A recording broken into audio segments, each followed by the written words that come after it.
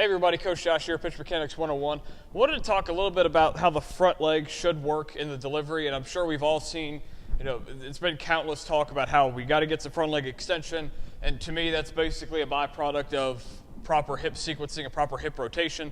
For example, I'm going to steal this from Brewster at Tread Athletics.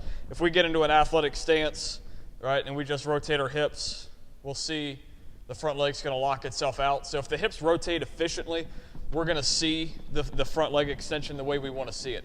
What we see a lot of guys is, especially when they don't necessarily have the proper strength in the hip joint, is we're going to see that leg work side to side a little bit.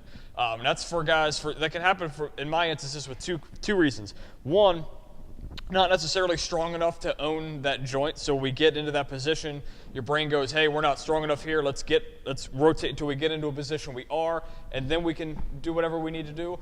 Or it's a product of not having the hips open enough when the front foot gets to the ground. So if I land, let me go from the side view, if I land and my hips are still closed facing forward, I'm going to have to rotate once I'm in the ground, and you're going to see that knee is going to work a lot laterally. And the second this knee keeps moving lateral, I'm shifting weight this way, and I'm not efficiently moving energy up the chain the way we need to in a high level delivery. So if you see your guys, a lot of guys, when they throw, you're seeing that front knee slide, maybe the front foot slides, and this is all happening into ball release. That's a bad thing. We got to fix that some way, shape, or form. It could be a mobility issue. Maybe we lack hip internal rotation.